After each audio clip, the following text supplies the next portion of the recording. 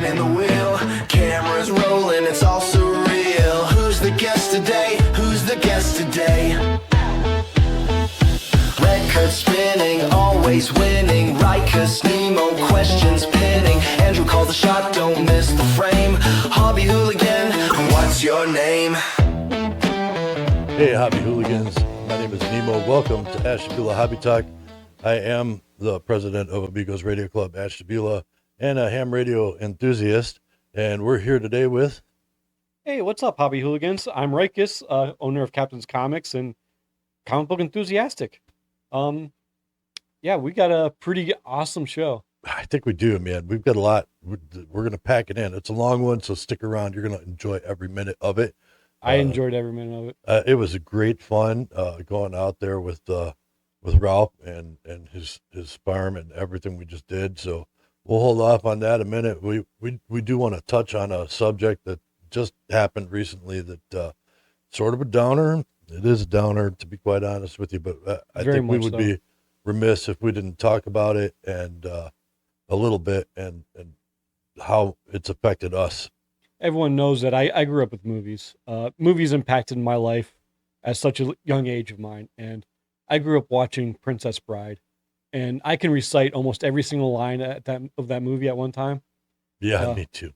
I mean, I just knew line for line, scene for scene. I knew the characters in and out, and it was just a huge part of my life. And Stand By Me, like, that kind of reminded me of a lot of me and my friends when we were young. We'd all go out and do adventures like that all the time. So right. I never found a dead body that was a person, but we definitely found all kinds of crazy stuff.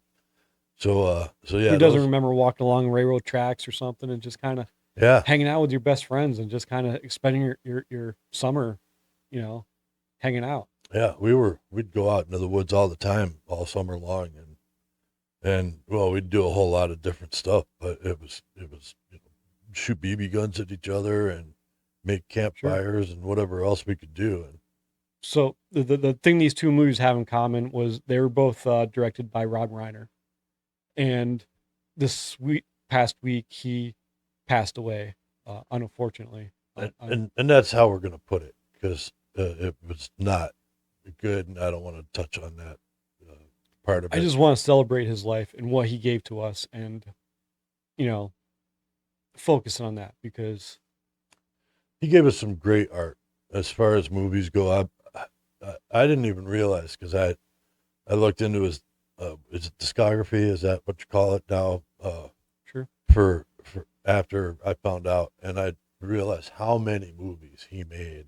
Yeah. And just the two that we mentioned are like two of the biggest ones. Those are the two biggest ones that affected my life. Yeah, I mean, me too. Other people probably gauge his movies a different way, but yeah, those two movies impacted me more solid. So all the condolences go out to his fans and his family and just the whole everything around that tragic situation. So, but I mean, with everything else, we have something good coming along, and that's our show. And we just need to turn that frown upside down and show you some of the footage that we got. Yeah. So let's just thank everybody for being here today again and break into the away mission. We'll go check it out.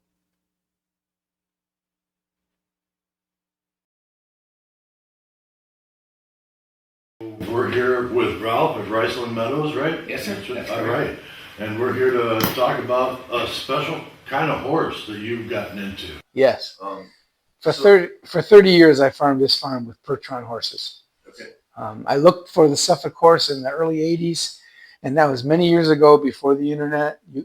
If you wanted to find him, you had to go through magazine ads and write letters, and it was nothing like it is today. Wow. And so I couldn't find any. The horse breeder are probably hard to find then. They didn't advertise? There's only 1,500 registered Suffolk horses in all of North America. So that's now. The numbers were even less back then. So they're a critically rare and endangered breed, but their numbers are improving steadily.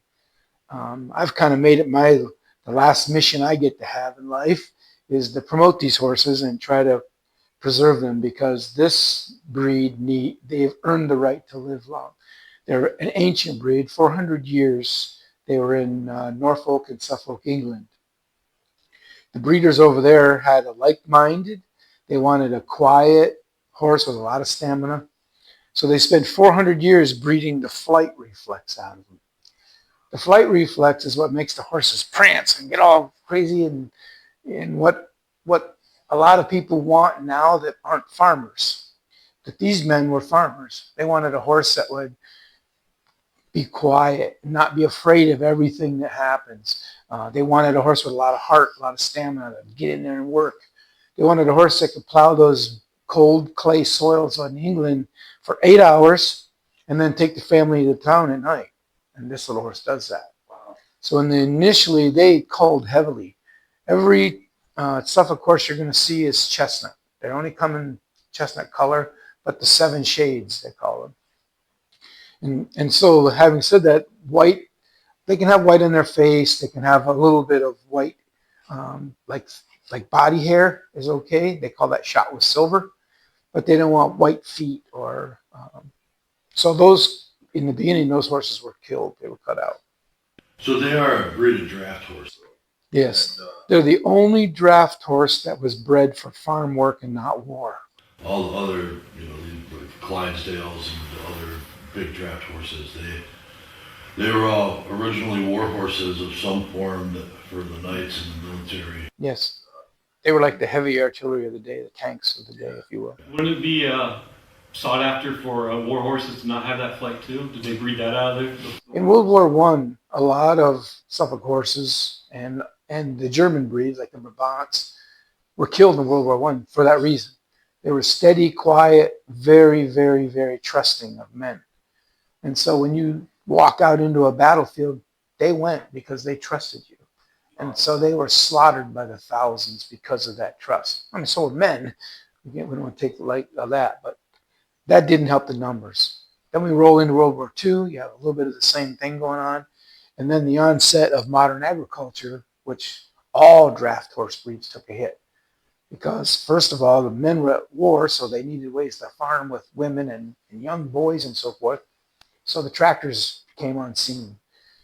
And so the draft horse from the 40s really and up till now still struggle to keep their numbers up just because it's the end of an era, unfortunately.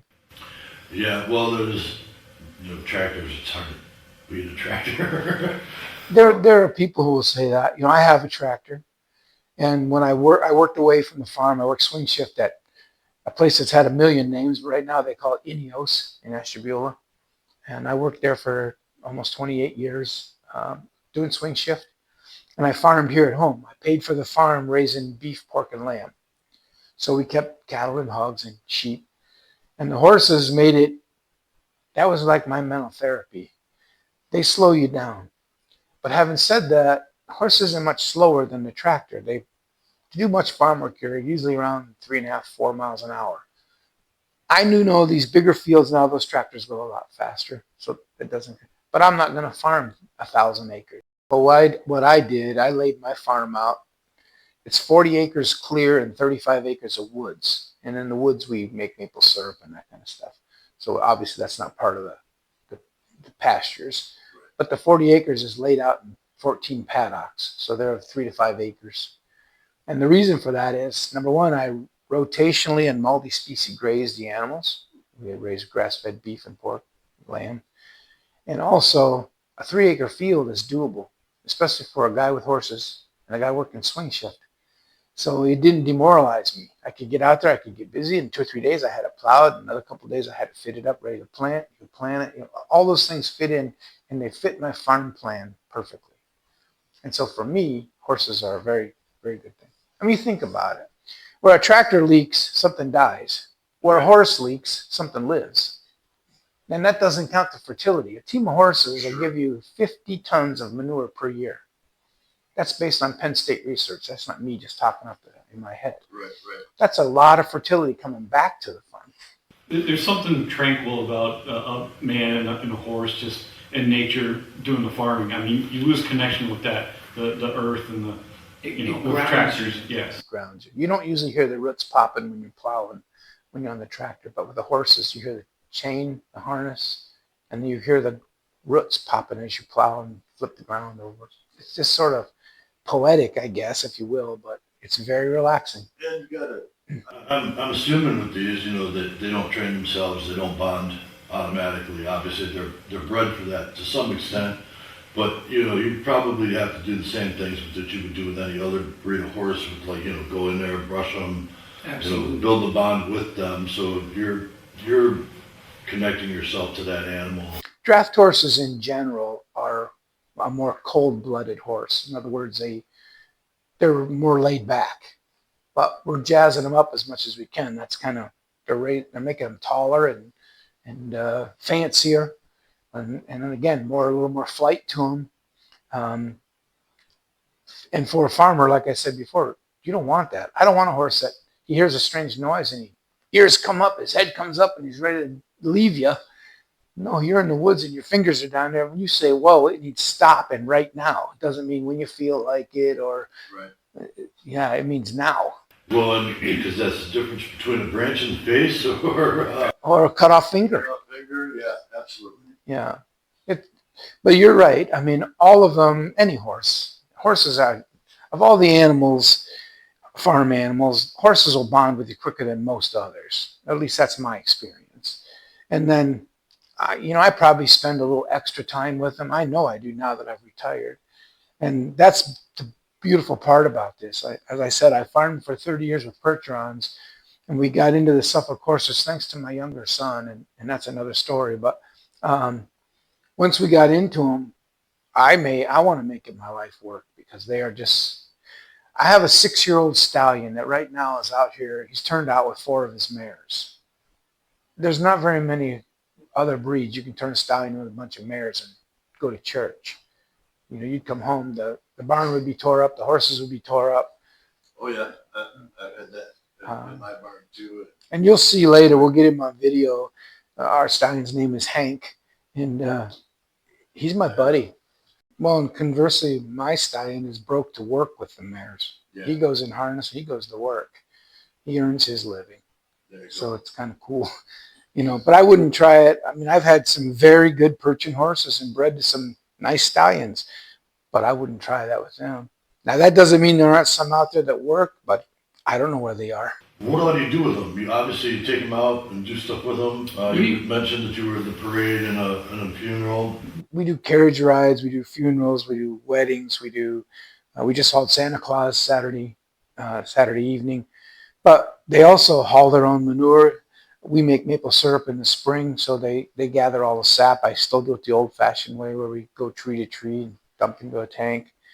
They mow the hay, they rake the hay, they ted the hay, they bring the hay in.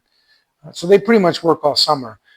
I don't grow the row crops that I did, but I still grow enough for a small bunch of hogs and so forth, but also to teach that horse how to do those things.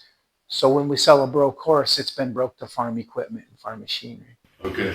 Do they ride too? You can ride them, yes. I don't ride them. I had both my knees replaced, and they bend this way great, but they don't bend this way too good. Right. So to strap around the horse, they don't like that too good.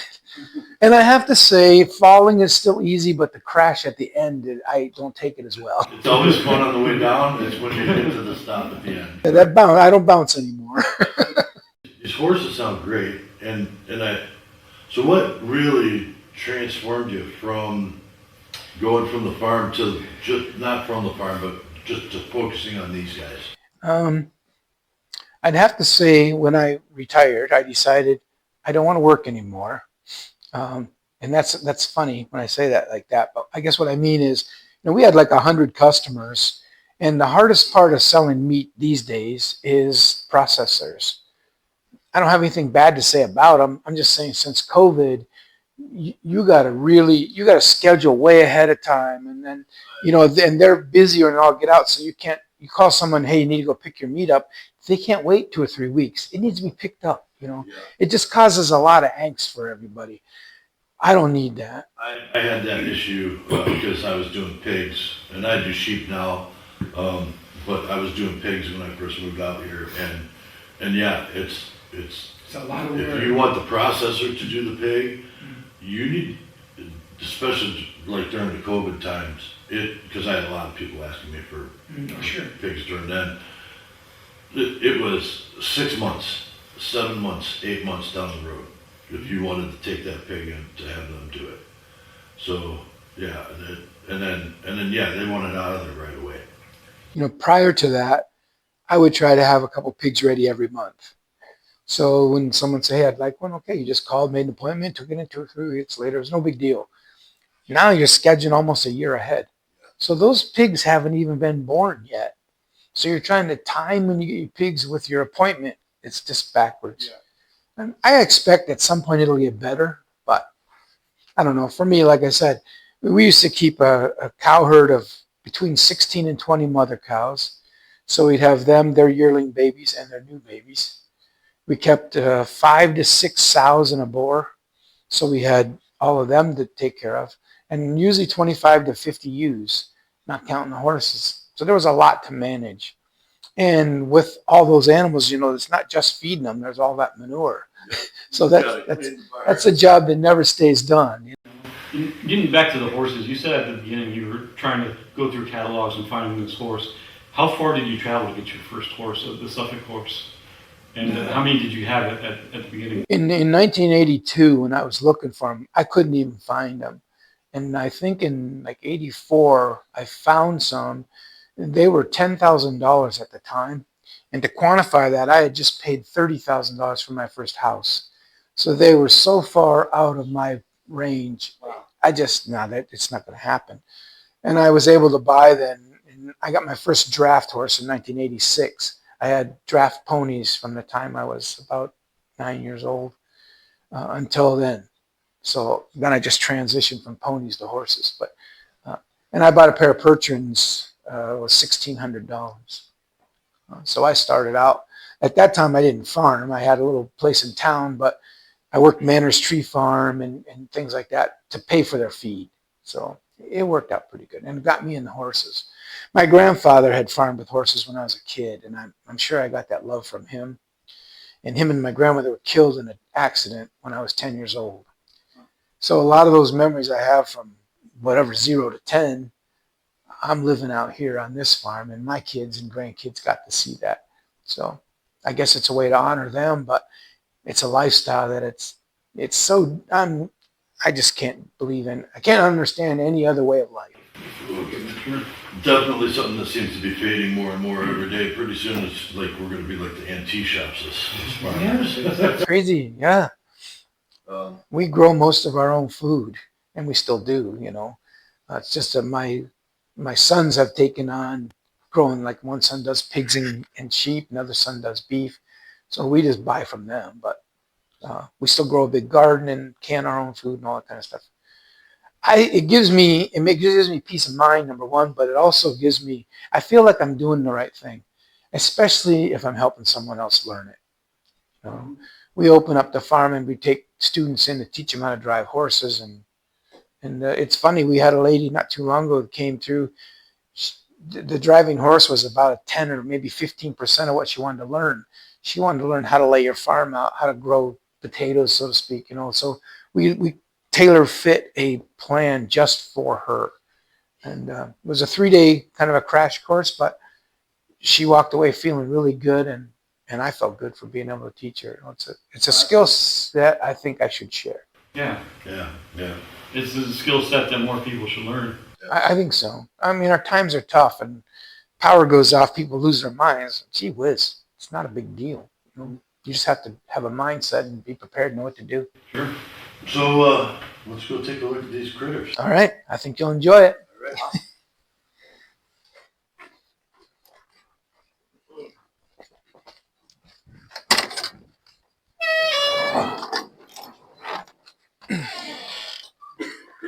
I want the lights on, huh? Hi, babies.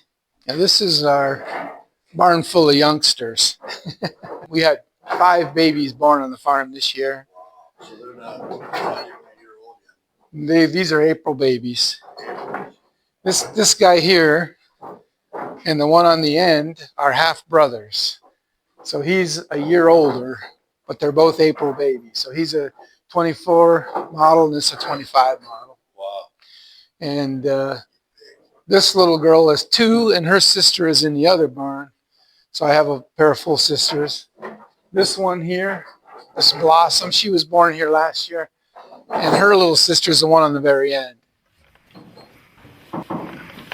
So they don't kick like regular horses? Well, they would if you let them, but we try to teach them when they're babies to be nice. And this guy here, Murtaugh, he's a Hank baby, and he came from Michigan. I bred him, but I wanted him as long as the guy was good with it, and he was. So my hope is to have him and the other one for a gelding team, so I can use them every single day.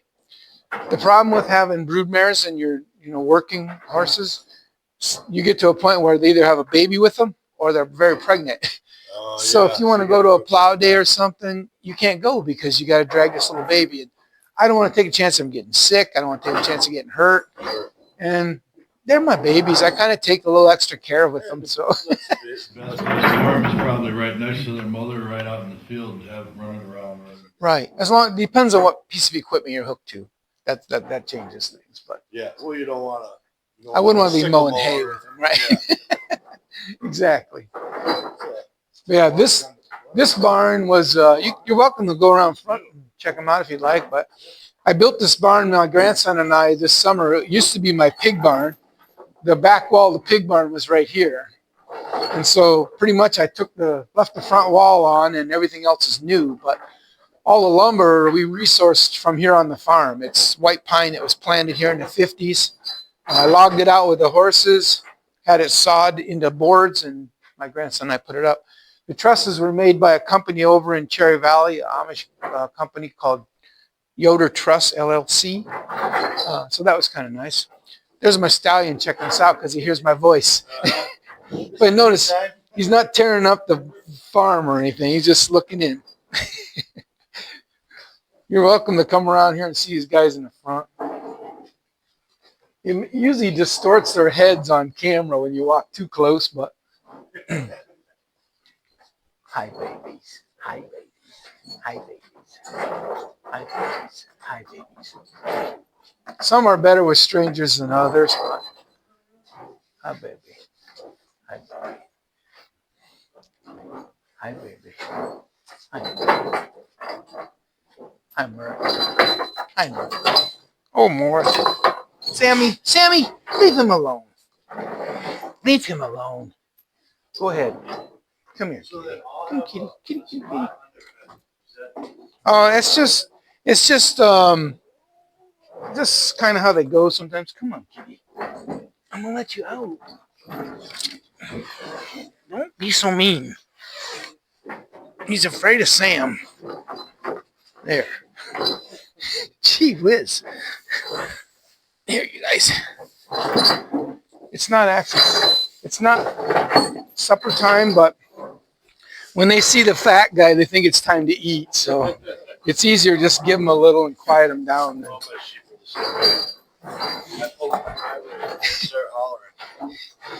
It's funny how they know, huh? I'm coming, sis. There you go, Scarlett. There you go. Like us, they like people. This little guy has trouble with his teeth. We just had him to the equine dentist yesterday. You don't usually see that in a weanling. And when he was little, he was like a pica kid. All he wanted to do is eat rocks. And so it messed up his teeth. But he's good now. They've got him all squared away, and hopefully picks up weight again because he's kind of going backwards on me. But you'll see that most everything around here is pretty well fed. So not only well bred, but well fed. Hello, kitties. Hello, kitties.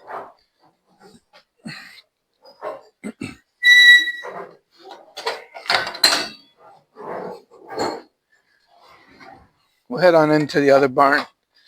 I'll bring the big horses in so you guys can see them. Right over there by my truck is the door. So I bought these cabinets on sale at Lowe's one year. They were getting rid of them basically, so they weren't terribly expensive. And then I just anchored them to the wall with a board and hang all my harnesses on there, so it keeps the dust and everything off of them. So I use these bioplastic harnesses. They're plenty strong, and they're lighter than the old leather is, and a lot easier to take care of because I can throw it over the fence and hit it with a high pressure washer, and then little Windex, and they stay nice, you know. This is my regular work harness. I will admit that is a new set for the younger horses, but even the old harness looks good. And this helps a lot, keeping them this way. So that's probably a big chunk. I mean, I know it's usually a one-time investment, but I can let him in. Nope. Come on, Sammy. I know I see those things going for quite a bit on a regular basis. Well, one thing we're lucky is we live in Amish country, so you can resource that kind of stuff. You know, I don't know what you do if you're in a part of the country that you don't have Amish and so forth. I mean, the shipping on everything now is ridiculous. So I'm going to bring the horses in so you guys can see them up close. This is what they eat. This is spelt. Okay. So people who are gluten intolerant, they can eat spelt. This is a great grain for horses. All it has is salt, and then The difference between doing that, because I know a lot of guys who oats their horses. I do spelt because we grew our own for years and years and years, and I needed non-competing income streams. And I also oats you plant in the spring. Right. Well, I'm making maple syrup in the spring, so getting the fields ready and making syrup and everything, it just was too frazzly. And around here, it's really hard to get on your fields in the spring when you really need to plant oats early. Yep. Spelt you plant in October, and you harvest it in July. So in October, I had time. Haying's done. I can get the spelt on, and the other thing is it made a tall grain. So what's left after the grain is the straw. I use that straw in my compost and bedding. So yeah, because we compost everything we spread on the fields. This is our main barn, and that's one of our brood mares, Rosie. And this little girl here we just got her. I bought her from a friend of mine, and she is a full sister to the 2-year-old in the other barn. The ones I'm bringing in now are my main workhorses. That's Hank. That's Hank. Hey, what's the matter? Man, it's a beautiful What's the animal. matter? Come on, come on.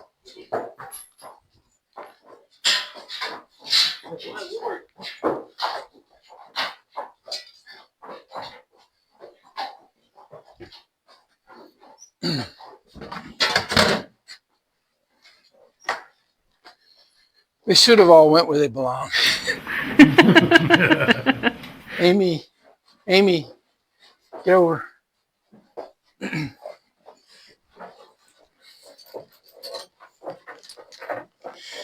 You can see how bad they needed that grade.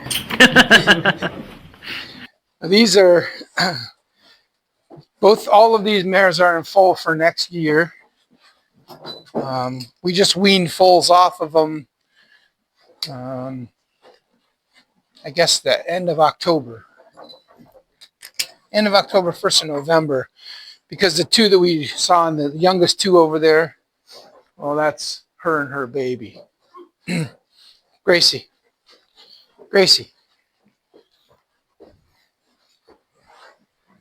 You know, people in their mind, they think the Suffolk horse is just a little puny draft horse. They're not puny. Hank is 17 hands and he weighs 1850. And I could have him a lot heavier, but I don't need it a lot heavier. And he's good and healthy this way. He's athletic. He's the old man of the farm. When I think of small, puny horses, I think of horses I can look down on. These are definitely not that. Nope. Look down on you. Yeah. Good boy. Yeah, I've been around horses like all my life, and I've never been around horses this big, apart from like at the fair. Well, you have some horses. Too, Yeah. so. I don't know if the cameras are going to pick up on how huge Nemo. are. If it's okay, go stand next to that the horse on the end there. I can bring them out. Let them eat their grain. I'll bring them out. We'll put them here, and you can really see them. But you'll remember I told you asked about them kicking. When I got this little horse, she had been not handled at all. She spent the summer. One on the left here. This one here, this baby. She's an April baby too. Her sister's name's Carolina, and so her name is Wren. Come here, Wren. Come here, say hi. Come here. Yeah, the girl. She hadn't had a halter on, but she's really coming a long way. Yes, you have. How old is she? She was born in April. Oh, okay. She's the same size as the ones over there, but what I like to do is keep them separate, so they have to rely on me. And then all of a sudden, usually the guy brings them food and water, and it makes a big difference in their life. But it also, they figure it out pretty fast that they can trust you. Our little babies that were born here, they've already had a haircut with clippers. They've been in and out of the horse trailer several times. And she's mad because I fed everybody else. I didn't give them any. I get it. I'm sorry. That horse there is about the size that I'm used to as being fully grown. Is that right? Yeah, maybe a little bit bigger, but She's a little sweetheart. And her sister, like I said, is in the other barn. Don't make somebody a very nice team of horses.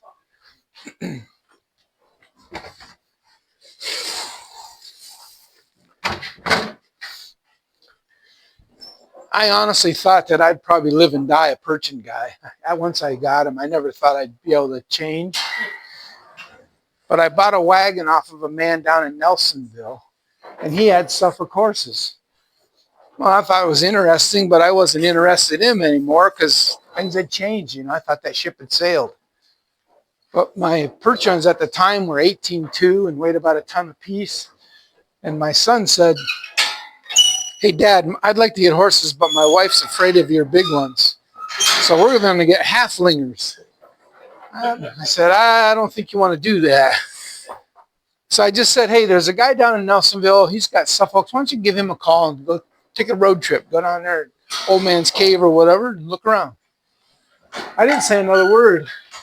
And like 2 months later, my son called and said, "Hey, Dad, I bought a pair of Suffolks, full sisters." I couldn't believe it. "What?" He said, "Will you go with me to get them?" I said, "Sure." So I rode with him. We went down to Nelsonville. Long story short, we came home. Well, when we picked up those sisters, Hank was a baby this size back then. And the guy says, "Ralph, you need him." I'm like, "No, I got a barn full of Percherons. I'm good. I do not need him. I do not want him. We're good. We're absolutely good."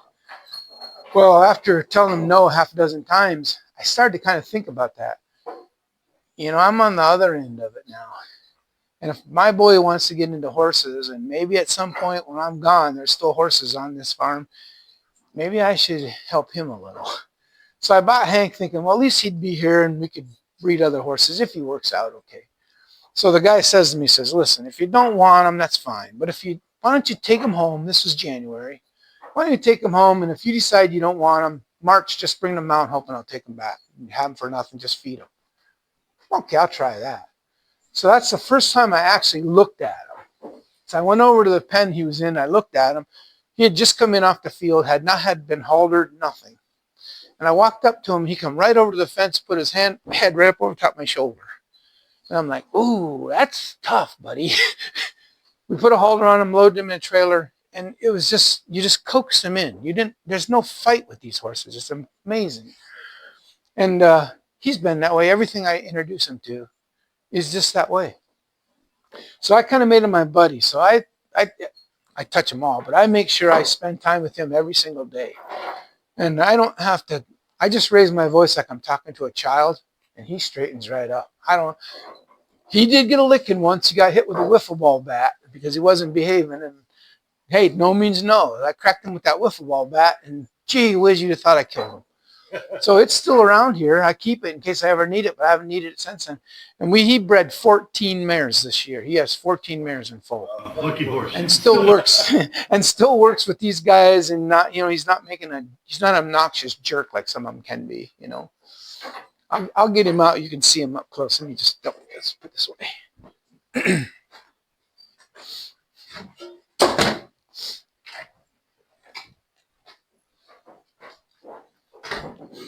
Hey, boy. Come on out here. We want to see you. We want to take a look at you, okay? Come on out here. Come on out here. Come here. Come here. Come here. Come here. Now, this is right off the feedlot, he's not spruced up or nothing. He's just the way he is. He's a big guy. He's bigger than me. There you go. There you go. There you go. Yeah, he's got a lot of horses. You walk up and get this close to him, just move real fast. He's very well tempered, and he passes that on in his foals, which that just tickles me because I'm making workhorses here. Yeah. Back. Back. He's a big guy. Back. Come on here. Come here. Good boy. He got a lot of bone. This horse even has the cannon bone is short in their front legs because they wanted a horse that would walk almost pigeon-toed a little bit because they wanted him in the furrow where the plowman's behind. They want a horse that would stay in the furrow good. So some of them, he doesn't show up, but some of them are actually a little bit pigeon-toed because of that 400 years of breeding prior to getting into America. The Suffolk horse came to North America. It came to Canada first, 1860, and then into America in 61 or 62, which is kind of neat. But all of them are, this little girl, Gracie, this little girl, when she was that size, fell down a hand-dug well that we didn't know we had in the farm. She fell down butt first, and so she took all of her hair off her mane, but she's turned into a really good mare. She's spot on. And next week she works with these guys already, but I'm going to start with a 3-horse hitch so I can keep everybody fit going into springtime for maple syrup season. I spend time with them. Another thing I like about these horses, most draft horses, when they're born, they cut their tails off. Yeah. The bone, they actually cut the bone off. Well, we don't. So they still have their full tail. I like to keep their tails this short. It keeps them out of the mud, keeps them from messing up my lines when I'm driving them. But they can still fight flies, and I don't know. I think they look good with tails. But They're supposed to have tails. they're supposed to have tails. That's right. Yeah, they're pretty there's, horses. There's no pressure to do anything crazy with them. Amy, good girl. These are our main team. I keep shoes on them, so if it's icy, we can go. If it's asphalt, we can go. Amy and Abby, they've been all over the place. And my son's horses next door, they would be Abby's half-sister and her full sister. But we're using them a lot more now in parades and stuff so we can have 2 teams ready to go anywhere. That's good. Because parades are not always, they're crazy. There's all kind of crazy stuff. Last night with all the Christmas lights and streamers and horns and sirens. You want, right. All that. And most of them that do it all the time are. I know Sam and Kelly Rettinger, they have perch on horses. They take them everywhere, and they get along just fine. But that's the other part is working them. These are a little smaller. I told you my perch ons that I had were 18.2, and these guys are, Abby's 15.2, she's 16, Grace is 16. Hands, which is 4 inches. Right. So it's a lot easier to harness. I'm old. I got bad shoulders and everything. It's made it fun again. And having all these babies around, oh my goodness, that's the best part of springtime is the babies. It truly is. You guys will have to come out when the babies are, like a month old. They're running after mom, and they're playing together. Hank babysits them. He stays with the mares and their foals. And he'll spend his day grooming on those little babies. So when I come to the gate and whistle, Hank picks his head up and everybody comes in. You're right around maple syrup season. Maple syrup season is end of February and hopefully part of March. Usually most of March, but our weather's crazy anymore. You can't tell. It's totally So dependent whenever on the cold weather. thaw starts to happen, they'll Yes. regular, yeah. But you're welcome to come back then and watch them work, see what we do, and watch us make some syrup, I guess, if that fits your bill. But like I said, summertime when the babies are born, we can hitch them, whatever, and it's a little nicer weather to go for a ride. See the farm and see the babies, see the horses in action. Yeah, we tried to get in here. You used wood from your own Yes. acres and brought it over and painted on this building? The one we just finished was pretty much 100%. On the ceiling, I used kiln dried 2x4s because you don't want your screws pulling out from the steel. So that's kiln dried and the treated, of course. But everything else, like here you'll see these boards. It's all from, if you look, you see all these white pines that are planted out here? Yeah, tons of. Well, there was a program, the FFA and 4-H kids in the 50s, they could plant these trees, and the soil and water people had a little planter thing you borrowed. So a lot of farms, older farms, have these little groves of these white pines. And at the time, they said, well, we're going to show you farmers how to grow white pines so you have money for your retirement. Well, then the program fizzled out like miscanthus grass did. And so nobody came back to show the farmers how to thin these trees. There was never a market for the trees. Right. So most of them anymore are most of them have been bulldozed down to make They did some of that with my property too, because when I moved in, there was a bunch of, they had just reached the end of their life cycle, because, you know, they get so tall, and then they dry right at the bottom, and then they kill themselves. Well, so that's what I do. I figure out how much, all these buildings that you see here, they were not here in 2000. We moved here in 2000. We owned the farm since 92, but we lived on the East End in that old farmhouse. So all these buildings I built from this wood, most all this wood. Now, I didn't personally build every stick, but I would hire a guy to help me, and we'd do part of it, and then, you know, so, but Right, well, like I say, I built my barn, and yeah, you know just what I mean. yeah, and actually I had Levi, my neighbor at the time. I said, you're gonna come over and you're gonna teach me how to build a pole barn. You don't have to do nothing. You just have to point and tell me what to do, and I will do it. And he said, okay, and we got some folks together to give me a hand doing that. It's really a piece of cake, and there's such satisfaction in it, and it goes back to that self-sufficiency thing. Yep. You know, I don't go out there and take the biggest ones down to build a building. I take them where they're too thin, you know, where they're too thick to thin that out some. I take ones that are got a funky top that are never going to mature to a nice big piece of timber. And my whole woodlot plan is based on that. Worst first. So I've taken a lot of junk out of there. We're still making 100, 150 gallons of syrup every year, which is not huge. No. But it goes back to what I said earlier about multiple income streams. Sure. So there's a couple grand a year that, you know, that comes in and spreads out. And now multiply that times 30 years. That's worked out okay. If I would have sold that woodlot off, I'd have gotten 15 or 20,000 at the time. It's funny you say Levi's name because Levi and Mose built this pig barn when we started. You know, there were some of them that they helped me, you know what I'm saying? But that's what I like about it, because you can hire them for the day and like put the trusses on when you need the hand. Well, I've been working for Mose now, doing it for some time. He's a great guy, Mose. He is. Super guy. He is. Yep. I'll tell you, in the draft world, having the connections with the Amish people, where else are you going to learn this from? You know, I learned from my grandpa, and I told you I had ponies since I was a little kid, so a lot of it was trial by error, like you screw up a lot and get beat up and then you figure it out. Right. But if I want to know how to hook 5 or, you know, something I haven't done before, I ask them guys. A lot of times they'll just come up and we'll spend a day messing around. That's great. And I am blessed with a few English friends that are into horses too. So we help each other, and it all works. It's a community. You know? It is. It really is.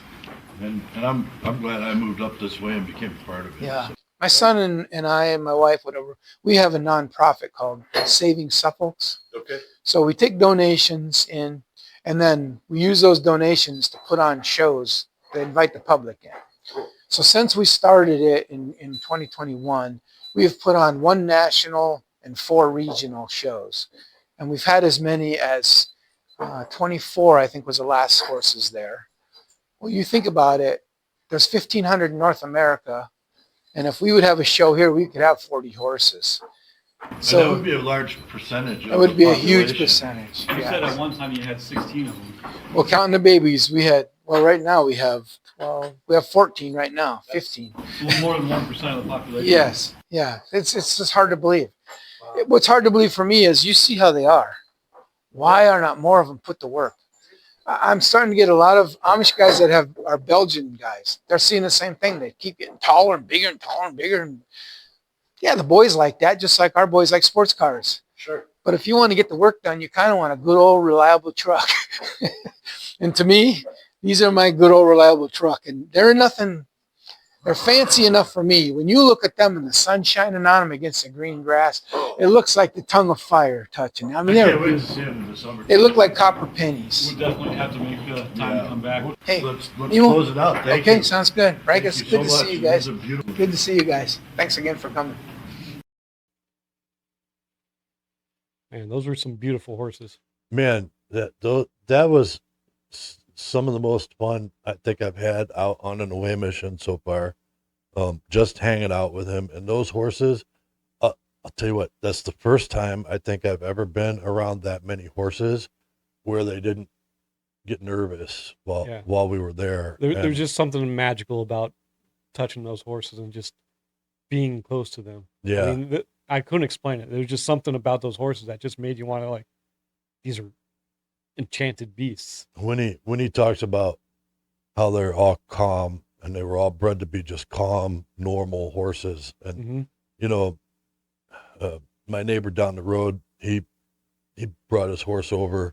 And that horse he likes the hoppy horse, you know, because he wants to be able to go fast on a trot when he's going.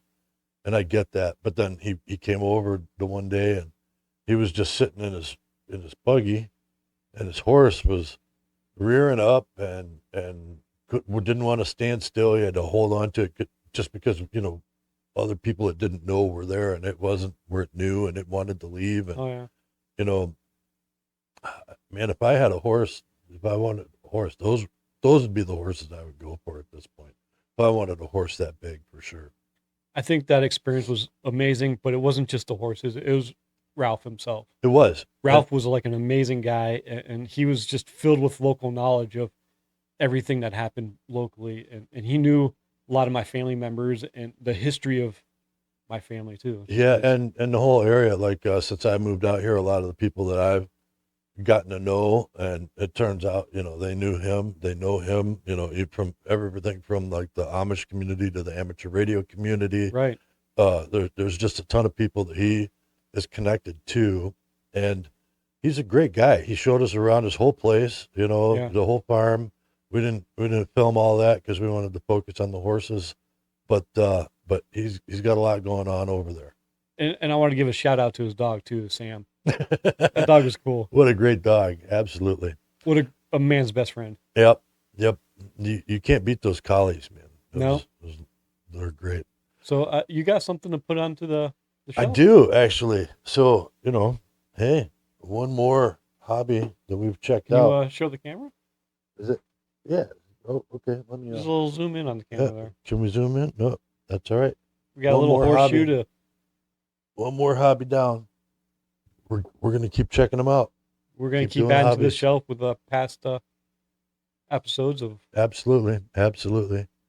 There is one more kind of downer thing that I gotta bring up, and I hate to do it, but I feel it necessary. So, people I know that are members of the Bethany Lutheran Church up there in Conneaut, they started a GoFundMe. Apparently, somebody took a 4-wheeler or a pickup truck over their long-standing nativity scene that they've been putting out every year, basically antique stuff, and they destroyed it all. It turned it into pieces. There's no Wow. fixing it. It's completely decimated, and it's broken the heart of everybody in that congregation. And I'm not a part of that congregation, but I do know people who are up there that are a part of it. And so they're trying to raise some money to get a replacement to replace what was damaged, Yeah. which was literally everything, because they must have smashed it and drove over it a couple times from what I could tell with the pictures. So it wasn't an accident. Someone deliberately sabotaged. Yeah, it was. It That's a wasn't an shame. accident. It was done on purpose, and it's a shame that somebody's doing that this time of year. And you would think that people would just respect everybody's beliefs as best as they can, but you know, I have a feeling it probably wasn't even a malicious thing as like, oh, we hate you. It was probably just. I'm gonna chalk it up to just some kids probably messing around with a new car or whatever, some drunk guy, whatever. I don't know. Nobody really knows. I'm sure there's somebody out there, but I don't care about that. What I do care about is that they do have a GoFundMe set up and that's it's called Bring Back Our Beloved Nativity Scene, and it was set up by Bob Oxley, and they're trying to raise the they're trying to raise the $1,500 that they need to buy a replacement nativity scene. So That's a shame. please check out the GoFundMe. It's Bring Our Beloved Nativity Scene. Bring Back Our Beloved Nativity Scene on GoFundMe. So please go there, give them a hand, donate, whatever. I'm sure there's a way you can contact them just through the Bethany Lutheran Church there too to help them out. So bring the community together. I know Ashtabula is good at bringing the community together when something stupid happens. So, like, We're a small town with a big heart. yeah, We need yeah. to stay that way. All right. Well, again, that was a great Speaking away of mission. a big heart, we had a really good turnout for our Toys for Tots. Oh yeah, yeah. You guys filled that box. We filled the box up and we handed that back in. And I just wish the kids that are opening those presents this year are gonna enjoy them, and I'm sorry I didn't throw it in yours. I threw it in the Dollar General one. that's fine. It goes to the same place. I know. I'm not trying to compete with anybody. I'm just I just didn't have time to get over to your shop to drop it in yours. I'm sorry, it's fine. but I did make sure to put in for it. That's what counts. I do. I try and throw something in a Toys for Tots box every year, even if it's only just like a $5 toy or a coloring book or something. If everyone did that, we'd be really well set. Absolutely. Good cause there too. All right. Well, hey, so maybe we should wrap it up. Yeah. Man, hey, Ralph Rice, I'm sure you're watching the show. Thank you for having us out to your farm. We really enjoyed it. And that wasn't the we didn't scratch the surface of his hobbies. No, we didn't. Well, you know what? That's the way it is with a lot of the guys we talk to. You know, nobody has just one. So I think there's room for a sequel for this. yeah, maybe and we'll, more. Well, I definitely want to go out there during maple syrup season and maybe help them drive the horses through the woods and, you know, collect maple syrup. I think that would be a good one. Yes. All right. So Ralph, we'll see you then for sure. We'll make some time to come out there in the spring. Until then, hobby on. Hobby on.